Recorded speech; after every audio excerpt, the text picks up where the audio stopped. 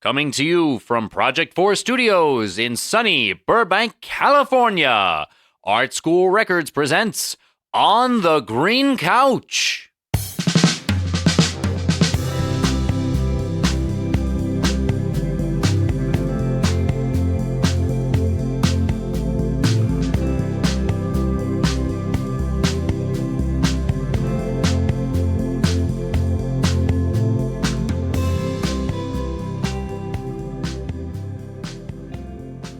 Good news, Raz. What's up? We got another review. Oh. This is from Mike. Excellent conversational interviews. It's clear that guests are made more comfortable and give better answers due to Bill and Raz's ability to keep it conversational and focused on the questions. That's cool. That is cool. Yeah, That is like an assessment of our capacity as interviewers. Yeah. It's not just fluff. It's awesome. Great. Yeah. Thank you very much. And listeners, if you'd like to leave us a review, you can leave us a rating and review on Apple Podcasts, or you can write to us at podcast@artschoolrecords.com. Do you remember our first interview? Our first episode was King Mala. That was the first episode that was broadcast. Yeah. Or our released, yes. Yes. But our first interview was with a friend of mine, Scott, who is an artist who actually now has his big show. Yeah, he has his own podcast, Built to Burn. It's about Burning Man. But, listening to that, what you just read, and looking back at our first interview that still hasn't been released because it was pretty, apart from even just technical things like bad microphone usage. Yeah. It was... You and I weren't very good. It was kind of all over the place. We'll get Scotty back in the we'll get Scotty in the back. studio. But yeah, after Scotty came in and sat on the green couch, he decided that he wanted to start his own podcast, which is cool. I guess it's art beget art, that type of thing. Hey.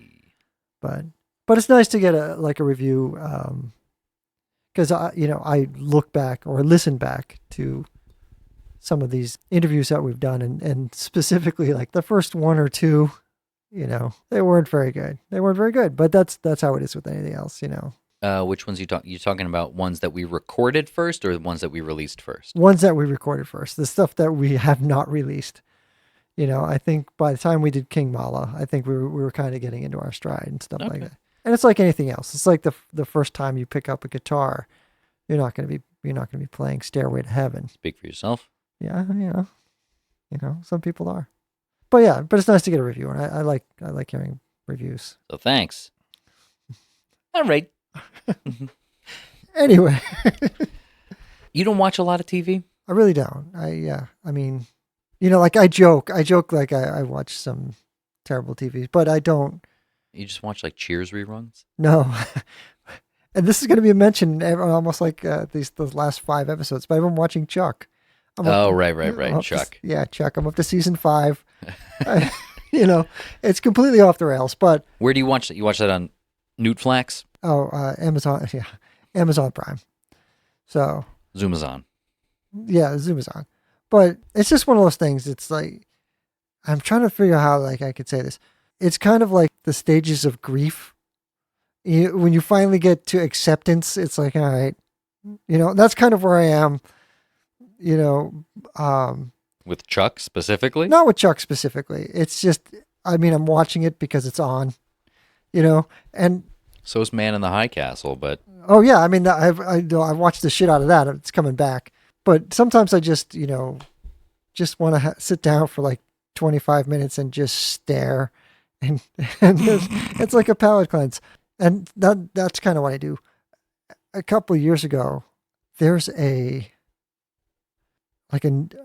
it's a tween show that was based in New Zealand called The Tribe. Okay. And I guess it's based on these books. So, but it's very like, meant for like 15, 16-year-olds. So, and it was on Hulu, and I was like, oh, what's this? What is this? The Tribe? I'm gonna get involved in it. And it had low production quality, but I got hooked. And it Who are these Kiwi teenagers?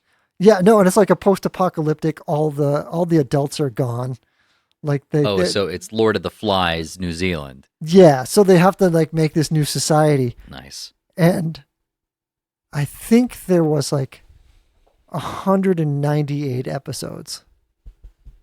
It That's was a like lot of episodes. it was a crazy amount of episodes. So I ended up, and they were not like short episodes. They were like 1 hour. So I binged every single episode of The Tribe. 198 Yeah, it's something. hours Yeah, no, I know. My life. I don't know what of the these hell. tweens. But yeah, so like watching Chuck, piece of cake.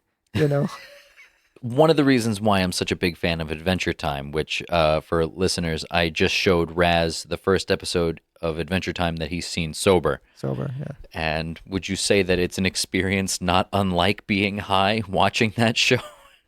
Yeah, it makes slightly more sense. Just slightly. But the episodes are all 10 minutes long. Yeah. So Yeah. I can easily run through a season in a comfortable sitting. Yeah. If I've got a good chair, I am Right. gonna lose. It's like 2 hours Right. for a whole season. For a whole season. That's crazy. But you have written like I know our theme song that we use on the podcast is a song for Simon, which was on your Adventure Time EP that I kind of remixed and we put on your sampler. Yeah. For a show that's about like a boy living in a post-apocalyptic world with his magic dog, it's a very human show. It treats all of these like ridiculous, horrible characters with an awful lot of humanity, and compassion. It's a really beautiful show for something that's so silly that can have like penguins turning into monsters from outer space. It made me tear up more times than I'd care to admit. Animation specifically is such a wonderful combination Yeah. of so many different types of artwork. Like you can bring in, human acting and music, and then you can do all of these other things with it that, a Glengarry Glen Ross, like straight human drama is incapable of achieving. And that's by all means not a knock on Glengarry Glen Ross. There was a period of time when the best man at my wedding was going to do some quotations from the Alec Baldwin speech in his wedding toast, and he eventually decided against it, but I think I would have been okay with that. Always be closing. I mean, that's important in a marriage, dude. Always be closing. It's funny that you bring up animation because the guest on our podcast, Hawk Percival, Autumn, she's influenced by animation, and some of her stuff that she posts online is just animation from heavy metal, and and she releases some of just a snippet of her live stuff on there. For our listeners who don't know, heavy metal is also the name of an animated movie from the late 70s. Yeah, no, Hawk was great. No, and we'll get into the interview. But when she came in a little early. We sat down and talked, and she's into classic rock, so we had some good conversations and about that. Even before you came in, there are some people that say, "Oh yeah, like I'm into classic rock," and they don't know. They know like the major players.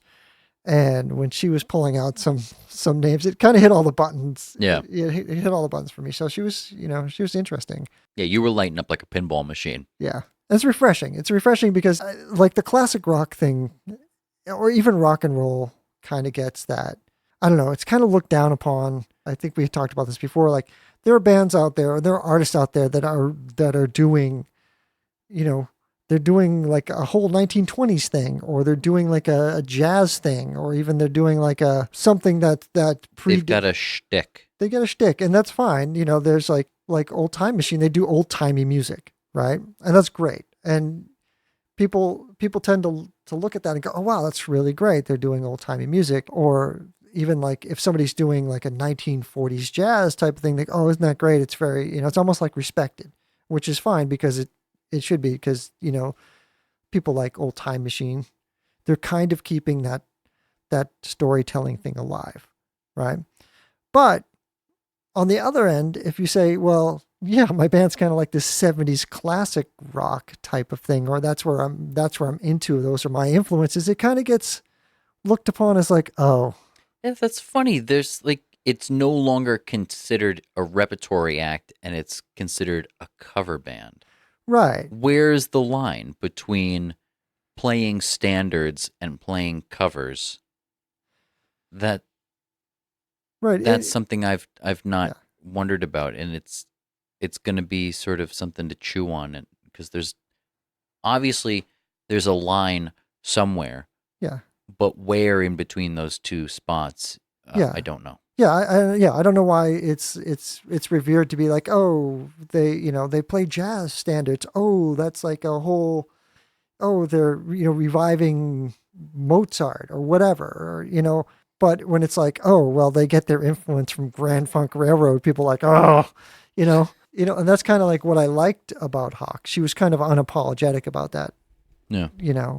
And even when we were listening to some of her songs, when we talked about some of her lyrics, she's like, yeah, that's what I was going for. And, it's kind of refreshing to see that in a young artist and be basically unapologetic about it, because there's nothing to be apologetic about. You are what your record says you are. It's kind of like a quote from Bill Parcells. You are what your record says you are. And that's kind of true to form with her. So I think it'll be a matter of somebody finding the right way to frame it, which will recontextualize it in the eyes of an audience and make it less tacky, more classy. Maybe we're just too close to it still.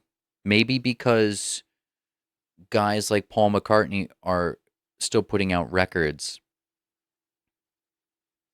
But then I don't know. I mean, I know obviously we're moving at a different speed now, but the Rolling Stones, would play songs. I know that there's moments of them performing with Howlin Wolf.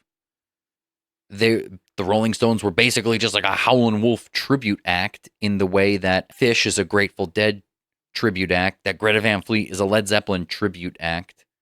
Not in the typical sense of tribute as being like a cover band, but like, carrying the torch of. Sure. No, the Rolling Stones' first album was a cover album. It was all covers.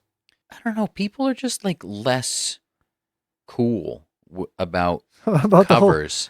Well, about that, or even just like that area of like, when you say it's like rock, that immediately something like the eyes glaze over, and if I was like, oh, somebody's like, what's your project? Well, it's like a big band type of thing, 1940s feel, thing. People be like, oh, that's quite interesting, This brings us back to a very early episode of ours of talking about the demise of the bar band. Yeah. So, I don't know. We've got some things to mull over. While you and I mull this over, let's listen to Hawk Percival and Friends, and then we'll jump into the interview with her.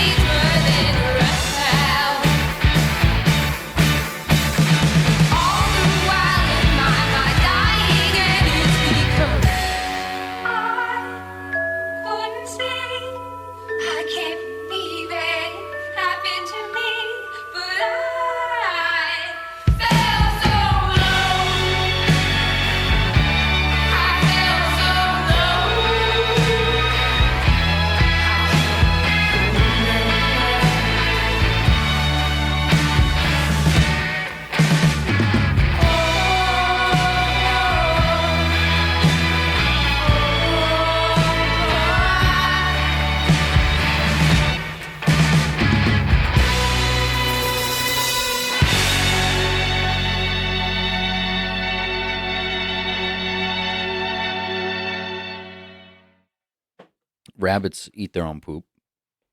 My goldfish eats its own poop. I found out goldfish are the dirtiest of fish because they don't have stomachs. What? They are just like a food tube. It goes They're in, just like it a comes rectum? right the fuck out. That's what she is. Yes, she is a My swimming God. rectum. Goldie the swimming rectum. Wow.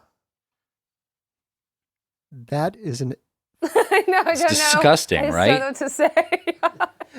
I don't. So all the like the shrimp and the pleco, and when we had our pet lobster, they would like try and eat Pet it. lobster. R.I.P. Lester. Did you eat him? No. He was Why? technically a crawfish. He That's died. equally as tasty. Yeah, no, I mean he was. I don't know. We loved him. He was cute. He was our Okay. little blue guy. He had really Aw. great taste in music. He was a big fusion fan. Fusion, yeah, he loved fusion music. So Like Chick Corea? yeah, Okay. Yeah, he was a I'm big down. Wayne Shorter fan. I smoke weed. You know. You don't drink though? No. I don't like the feeling. Oh, so it's not for any other reason other than it's just not fun. Yeah, it's not fun. I mean, I feel like it's a big enough reason. that's fine. I didn't know. We get people who come in here who thought it was too much fun. Well, no, it was so much fun that it became not fun. So you sober? Yeah, but Like a- I smoke pot. That's why I don't consider Okay, myself so you're not like a full-blown program person or anything. No. No. No, I'm not. Yeah, to I'm not. judge. I'm not drinking this O'Doul's for my health. Don't worry. Like, I thought you were drinking it for fun, maybe. well, there ain't no party like a green O'Doul's party. I'm drinking this bourbon for fun. Yeah. Right? Yeah, It's all for fun. it's all for fun. Because really, folks, if you're not having fun in life, what are you doing? Right. Seriously. It quiets the voices in my head. Right. The O'Doul's makes it Dark louder. times. God. It actually amplifies the screaming. I think that's in their ad. It amplifies the screams. O'Doul's. It amplifies the screaming. I love it. So autumn. Hi. Autumn? Autumn. Autumn. Now you're saying it like my grandmother. Oh, it's so raw outside in the autumn. It really is. When Get me a sweater. are you done? No. By all means, be nice. Introduce the guest. I'm trying. So autumn. Hi. Thank you for being here tonight on the green couch. Of course. When you sent over your Instagram information in true to form fashion, I didn't even look at it, right? I just saw the name Hawk Yeah. and I thought we were dealing with a dude. So how did Hawk come about? When I was like 14, I won't say the whole story, but I just took a lot of acid and I ended up talking to my spirit animal, which was a hawk. And that's how that started. Groovy. Yeah. No. That's how the No, hawk came that about. that is probably like the most plausible reason for that name. You know, Like where else? where else would it come You from? know? Yeah, no, I've done that same thing, but my spirit animal was a burrito, so we don't even get there. So. It was a bad time. It was at the Taco Bell on Magnolia in North Hollywood by the it was an ugly scene. Ooh. Yeah. Tripping in public. Tripping in public. I was in the That's back of somebody's pickup truck, That's how it is. right? And then you just wake up the next day and I had a friend I'm gonna sidetrack early on. Yo, Okay. party on. I Let's tend do to do this. it. My friend Roy, he was in the 70s. It was, like, you know how weed's better now? Yeah. Acid was better in the 70s. Oh, yes. That's what I've right? heard. Yeah. So my friend Roy, he took acid and he's having this amazing trip. And he realizes in the middle of this amazing trip, he has the answer to life. That's So how he trips are. It's so simple. So simple. It's so simple when you're there in the moment. So he writes it down on a piece of paper and forgets about it. And like weeks later, he's in his in his room and he's like, "Oh shit, I was Meaning on of an acid life. trip and I wrote down the meaning to life. So he tears apart his room looking for that little piece of paper Yeah. that he wrote the meaning to life on. And he like tears the whole room apart. He finally finds his little piece of paper and he's all excited and he opens it A up. recipe for spaghetti. No, it said, something in this room smells really bad. That's kind of how life feels. Right. So when you said you got your name from your spirit animal, Hawk, I can, It's kind of like that. it's kind of like that. Yeah. Right? So your band, Yeah. I'm going to see if I could say this right. It's Hawk Percival and Yes. Friends. Yeah. All right. I'm a big and Friends type of thing. I like the Willie Nelson and Friends thing. Right. So tell us a little bit about your and Friends.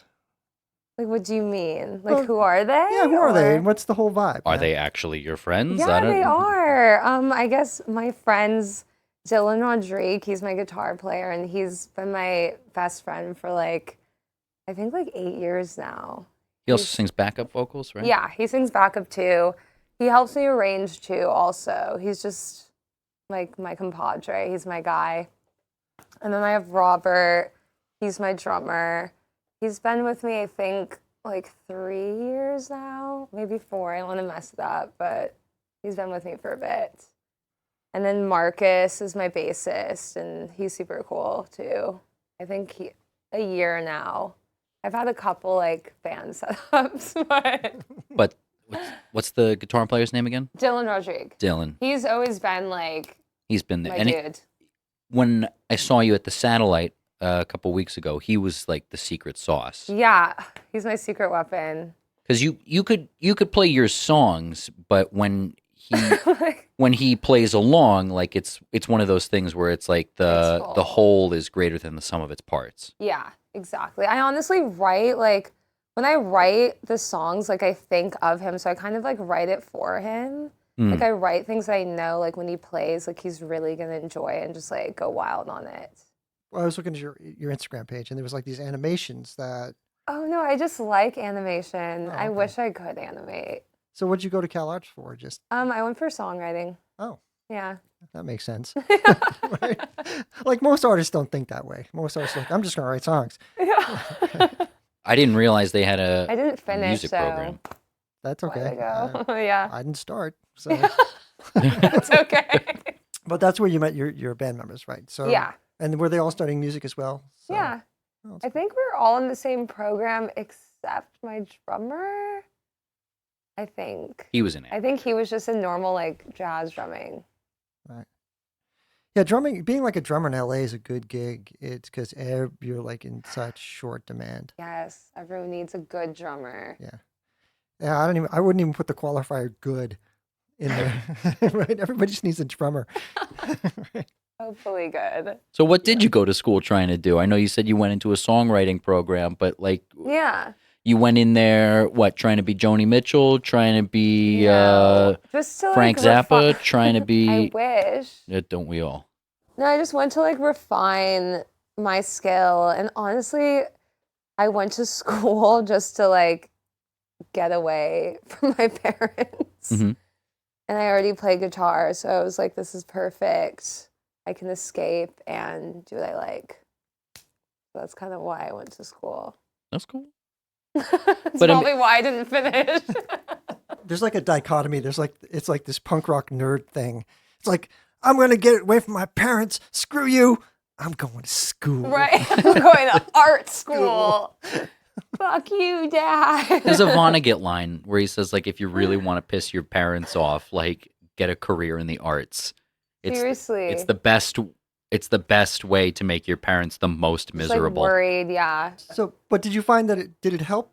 It helped me like structurally and like theory wise. Sometimes I do wish I stayed a little bit longer because I would have, learned more. But So, we were talking that you kind of grew up on classic rock, and that made me happy yeah, because I'm a classic rock guy, and I listened to the songs that you sent us and the Yeah. stuff you have on Spotify.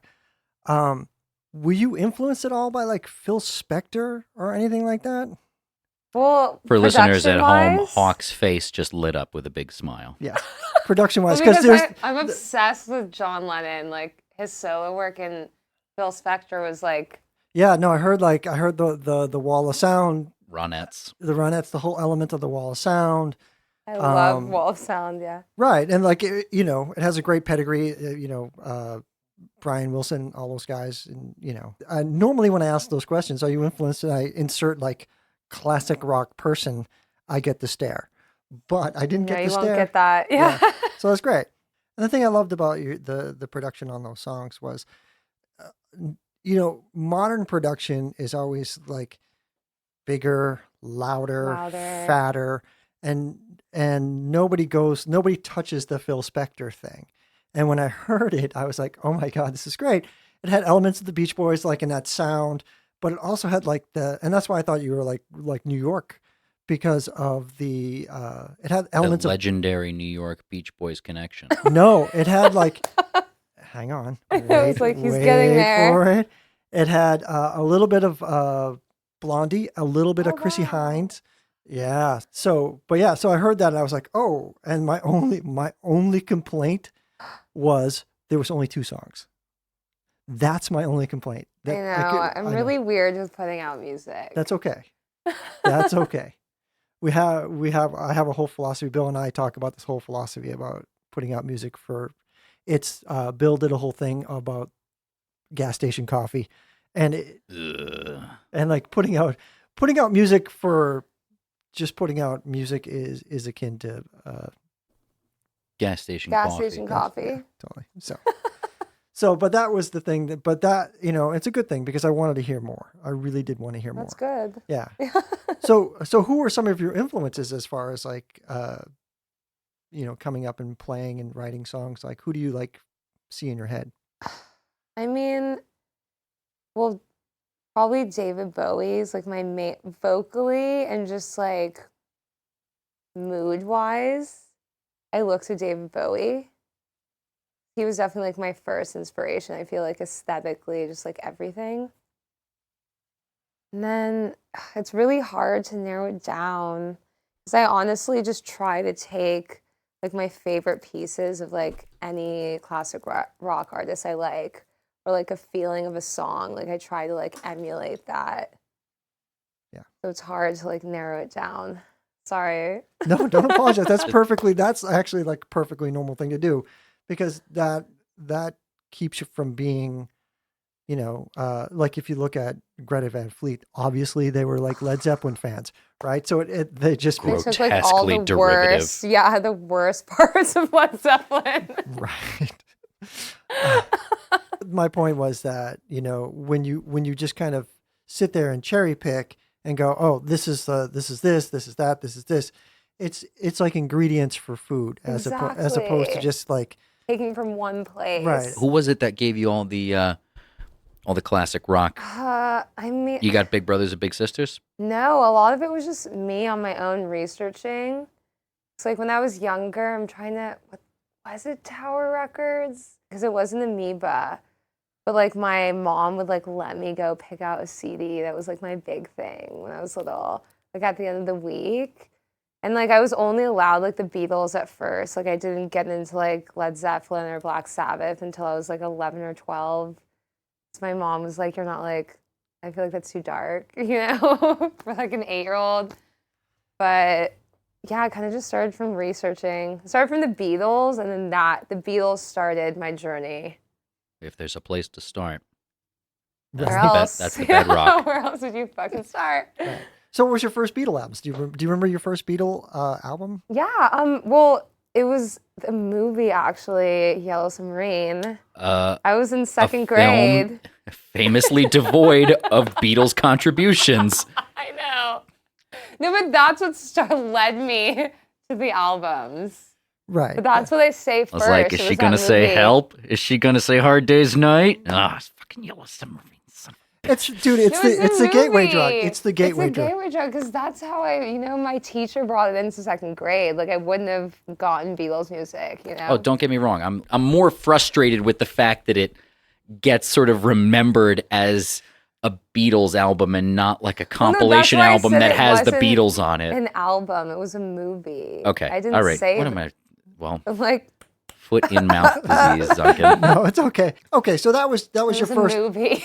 right. So that was your first. That was the gateway drug into music. Into music, yeah. What was the drug? What was that CD that you picked up? That Like, oh, there was a Ritalin. lot of them. Yeah. yeah. What was the CD that you picked up that you were like, God, that's really hard. I'm trying to think.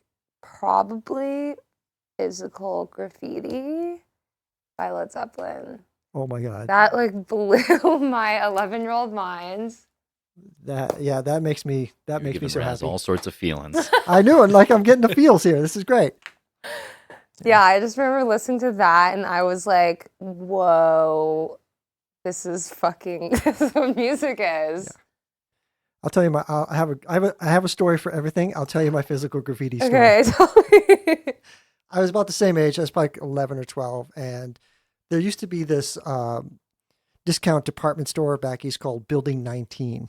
So Okay. whenever like a ship was set on fire, or like Oh my God. or like a warehouse burns Super down, East Coast. or a warehouse burns down, they take all the leftover inventory and they send it to Building 19. Yeah. So it was just a place where if something tragic happened to your business and you had to liquidate, You just send it, you send it to Building 19. Building 19, and they would sell it. So we would, like, it would be a Saturday thing. We go to Building 19 and you try to find like a chair with 3 legs or whatever. And it's Yeah. like they had discount toilet paper. Something with character. They had a wet sock sale that What? there was a sock factory that the fire alarm went off, so the sprinklers went off and soaked all the socks. So to prevent them from being moldy, they sold the socks wet. Wait, what? Right. Right? Yeah. No. Yeah. So it was a wet sock sale. So you could Who buy. bought that? So you'd buy it by the pound. You'd buy wet socks by the pound. They were good socks. were Don't good. knock them. They were perfectly good socks. They just had Hung to dry? They They're just a little bit wet. they're a little bit wet. You do home and dry them. So anyways, and I would always troll through the record bin there That's because they had cool. like it was like the best of Pat Boone, blah blah blah, some jazz guys that nobody cares about. Right? So Sorry, jazz people. like Suck on that, Mingus. right. So I'm flipping through and it's Physical Graffiti. Hell yeah. And it was Physical Graffiti, the double album for $1. What? Right. And I'm like, I think I was like 11 or 12. And I was like, And that oh, cover's so cool. Like right, the with the windows you windows. can. so I'm like excited. And it's a double album set. And I'm excited and I buy it. I have like $1. I buy it. Yeah. I go home and I pull out the 2 albums and it's both side one. What?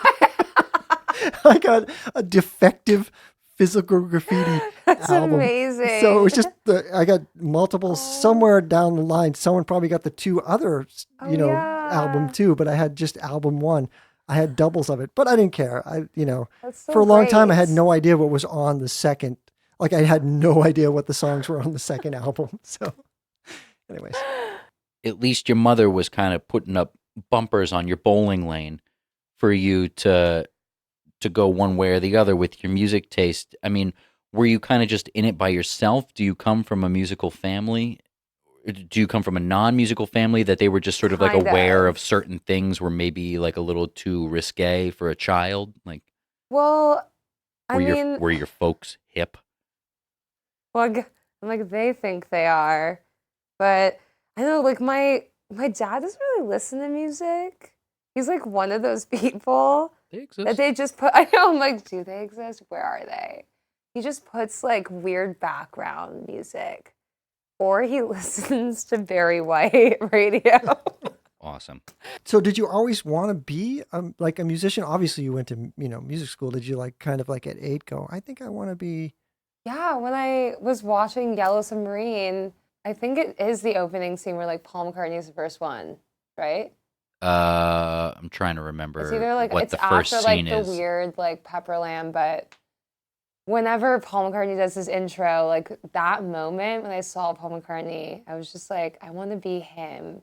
I didn't really know what being a musician meant because I was like 7, but I just wanted to be whatever Paul McCartney was. And that was kind of like my first thought of like, oh, I want to do that. That's mostly still true. the guy's been writing songs for like 110 years. Right. So, Give him a break. yeah.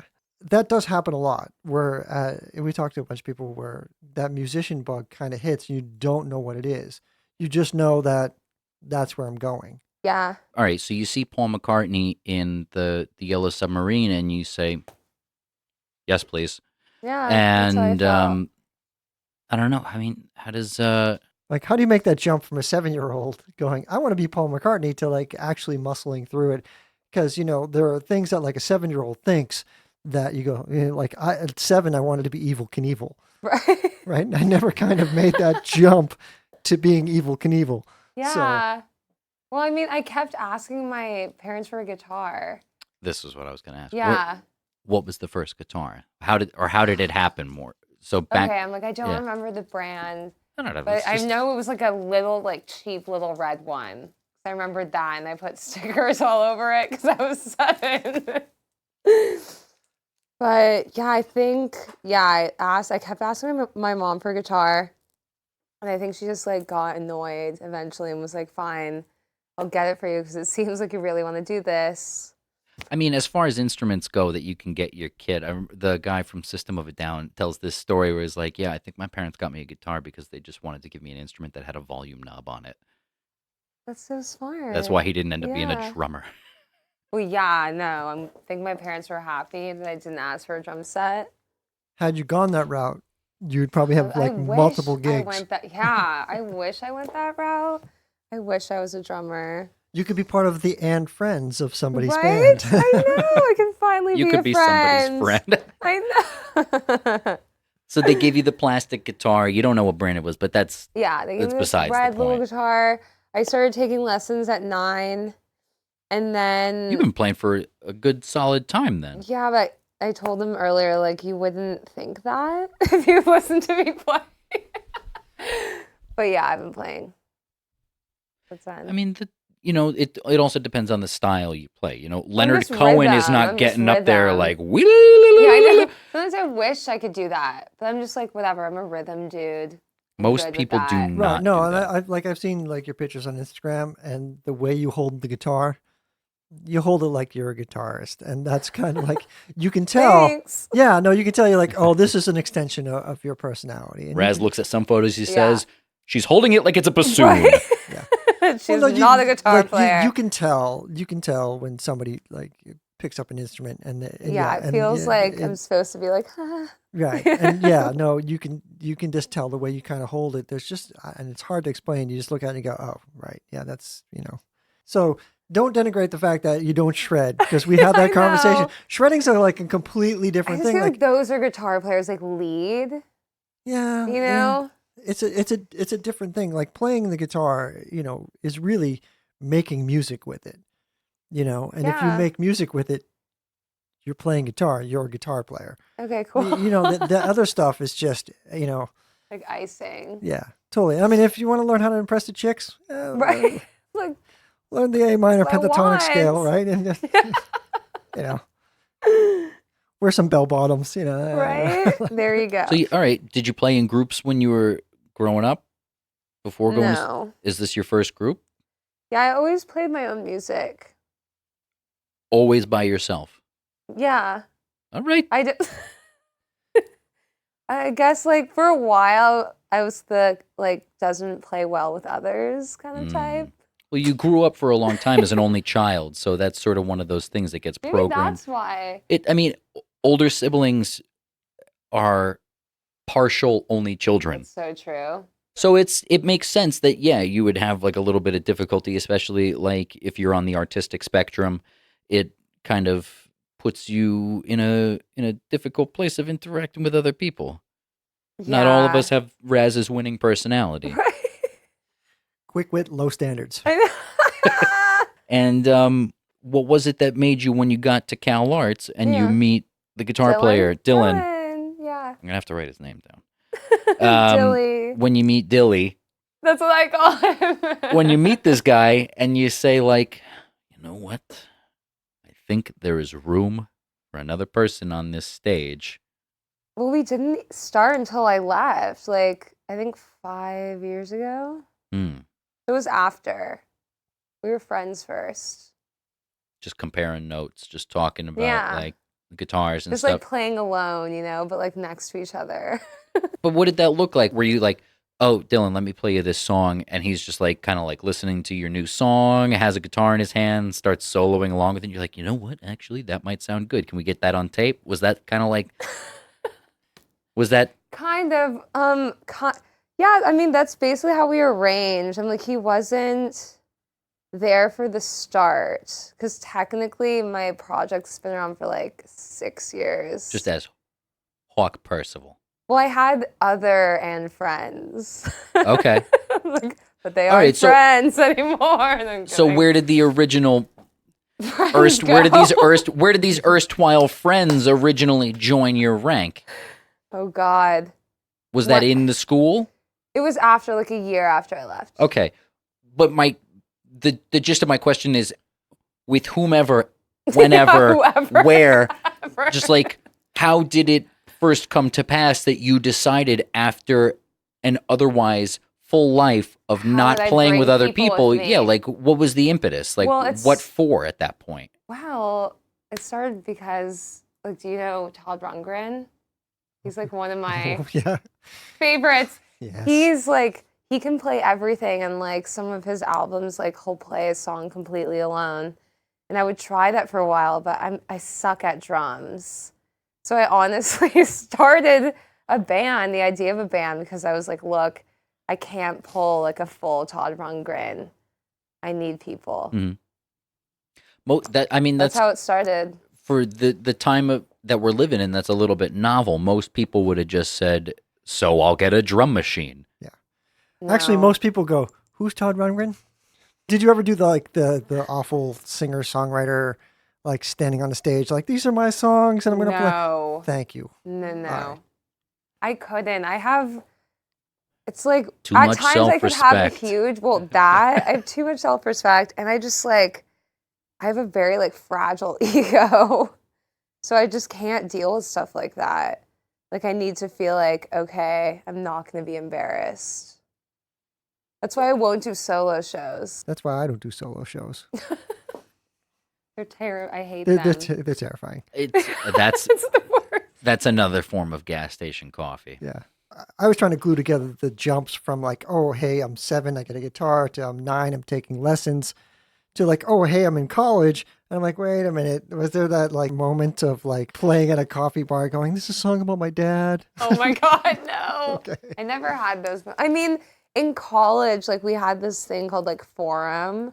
It was basically kind of like an open mic. And like my first songs, they're way different than what I write now. They were all like 10 minutes long and like just very, not folk, but like, I don't know. But I guess that would be my like weird vibe. So you did play a solo show. Only for class, because you had to just show like what you were working on that week. Okay, but so So I guess that's that, I guess. whatever, you made an appearance in front of people. Right, alone. How far after for class, playing out by yourself, how long after that was it the same songs that you had the original friends help you bolster? No. Like the songs I was playing in college. Sure, were the sure. same Yeah, I to me mean, now. like, so you've just been always writing these songs. Always just then. writing and just like changing my style and just trying to refine and like tighten. When you put the friends around you in whatever incarnation, clearly friends. there's been a desire in your life. You've always just been writing songs, it sounds like, but you never would perform out. Did you always think that you were going to be Like a performer?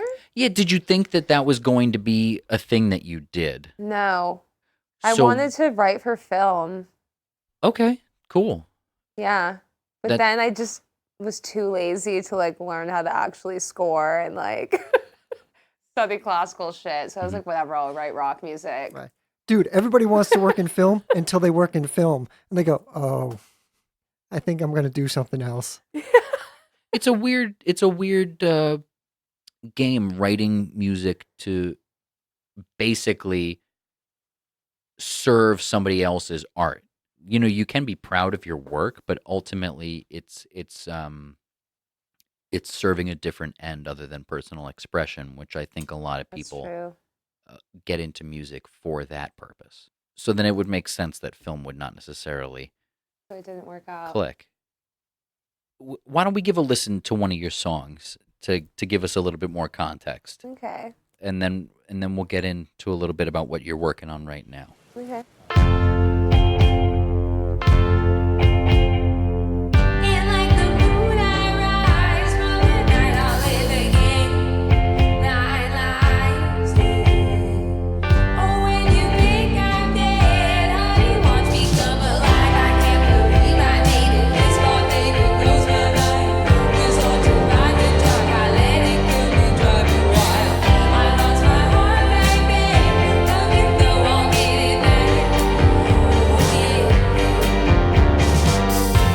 I'm trying to forgive myself for losing my lover.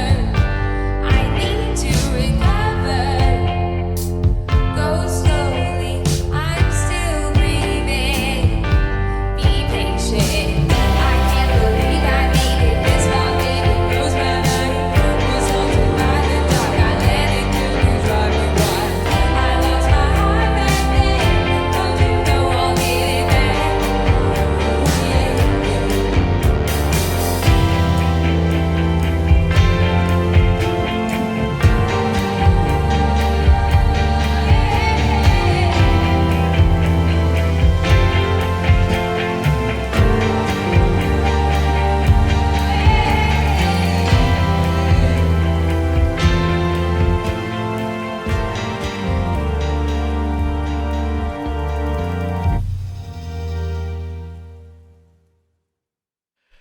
Okay, that was just Night Moods.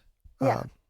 And as we were listening, you were saying, because I heard the Phil Spector Wall of Sound, like a little Beach Boys and stuff like that. I even heard Yeah. we were talking a little Blondie and Chrissy Hines, but you had some other things that you were telling us, and specifically what you were trying to achieve Yeah. on guitar.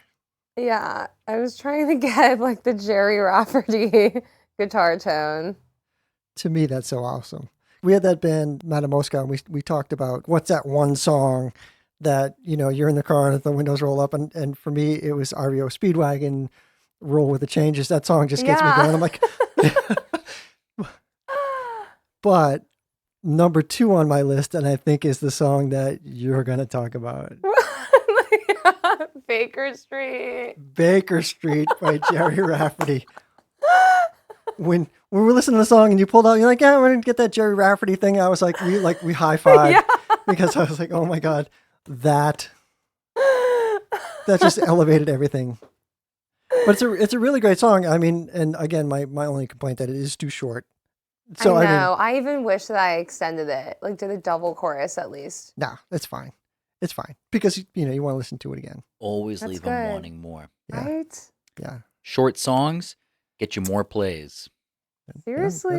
that's true. So long as we're counting plays on Spotify and stuff, short songs are the way to go. But that was the you did the production yourself. You said that was the first one you did.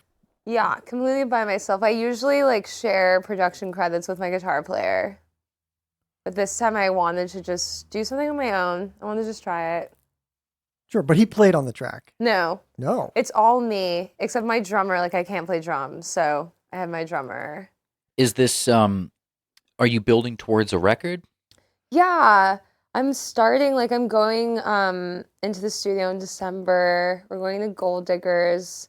We're doing one track there, but I want to try to get an album finished by like May or June. You're just going in for one day to do one song? Like We're just starting with a single right now. you're only recording one song for the single? Yeah, we're only doing one song right now. But just because I'm weird with putting out songs. Like I'm like a weird perfectionist where like one song can take me like 5 years because it's just not good In- enough for me. In writing it or in No, producing it? writing only takes me like an hour or two the most. But actually just like fully arranging it and like getting all the sounds I want, it can take forever. What is it that you're looking to do? What do you mean? I don't know. What do you What? have? Like in what She's like, area I'm of kind of life? looking. I'm kind of looking to get out of here. Like, what do you mean? So you're Like, working towards the album, but you're going to be putting out singles while you're working on it, or I'm gonna put out maybe two, because I'm working on a track right now. I might be alone again with just my drummer, but I'm gonna send it to my guitar player and see how he feels. Hmm. But depending on that, I might have two singles out while I'm working on the album. which you're aiming to get out somewhere like Like May, late spring. June. Yeah. What do you see yourself as? Do you see yourself as a part of a community or as any sort of larger conversation? No, honestly. I kind of just see, I'm like, I'm a loner. Nothing wrong with But I that. don't really see, because I'm not in just like one musical community. I honestly just focus on myself and my own project. Well, I mean, kinda stay you're in my interacting world. with these band members, the Well, yeah, I guitar player interact- yeah. especially. He's, I guess, the only other band that I interact with, but his band is my band. He uses my bassist and my drummer, so it's basically I'm with my bands Hmm. all the time. Do you guys bounce ideas off each other? Where like Yeah, I mean, just me and my guitar player. I had a situation with my first band setup that kind of just stopped me from sharing ideas with band members. And so my guitar player is kind of like the only person I feel comfortable what doing that happened with the original band? Like, long story, but I was working with men who never worked under a woman before.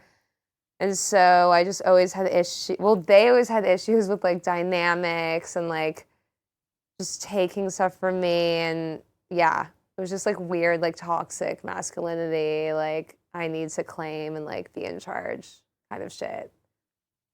And I couldn't deal with that.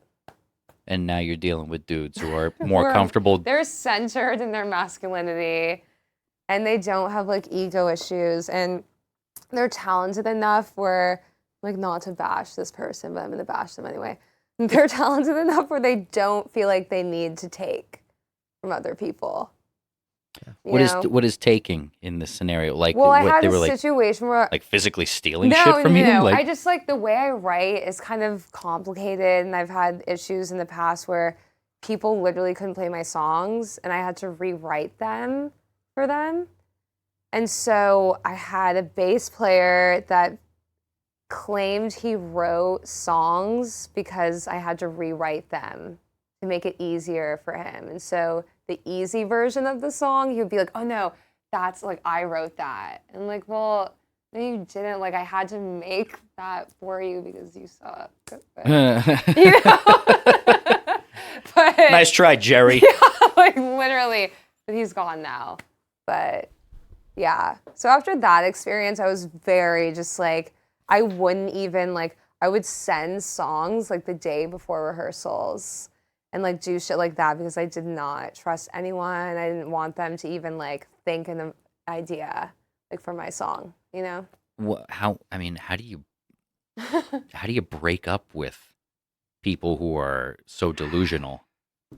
Like, And were they called and friends, or was it like Hawk Percival and frenemies. and some dudes?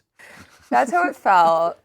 Hawk It was Percival like and the friends in mercenaries. quotes. It was friends in quotes. Yeah, I was breaking up with them was hard. Were you with them for a long time? No, wait, was I? I'm like, because the time was kind of blurry. I'm like, maybe I was. No, I was with them for like 2 years. That's not an insubstantial amount of time. I mean, that's not chump change, but it's Yeah, in the grand It's scheme like- of things, it's a blip. yeah, it's a blip compared to like how I feel about my band now. I'm just like, whatever. That was just a weird time. That was my weird phase, being with that band. Your current band really looks like they enjoy themselves on Oh stage. no, yeah. And we all love each other. Like I learned to like, at least for me, like if I'm gonna play with people and like actually just like want to be there, like I have to be friends with them. I have to feel like I love them, like they're my family. And that's how I feel now. We know that you met the guitar player in school. How'd you meet the rhythm section? Robert, I met. That's the drummer? He went to Cal Arts, but we didn't meet until like after I left. So a couple years later, we met actually. He used to drum for one of my exes, and I was watching him play. What song was it? I Would Do Anything for Love by Meatloaf. They're covering that song. Raz is having heart palpitations. I won't do that.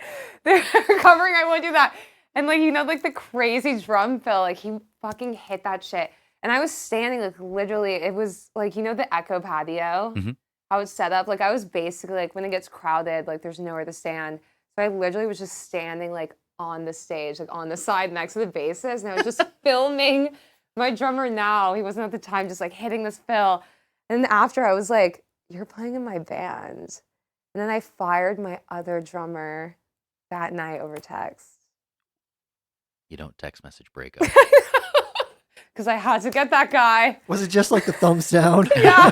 It was like, this is your future. But yeah, it was Meatloaf that started our relationship. And the bass player, I know he's the most recent addition. Yeah, he's the most recent. He is a friend, another one I got from my exes. We were just good friends. Thank you, exes. Yeah, I know. Thanks, guys. Your exes are playing in groups. Your guitar player. Did you say that he has his own group, but Yes, with he has the his guitarist and with the bass player and drummer? And my drummer, yeah. What are they called? Dylan Rodrigue. It's just Dylan Rodrigue. It's just him. Yeah, it's just him. No friends. No friends. And so you, Dylan, Robert, And Marcus. are putting together this new record. Yeah. I'm pretty certain you told me that satellite show I saw you at was the last one you're doing for the year, and Yeah.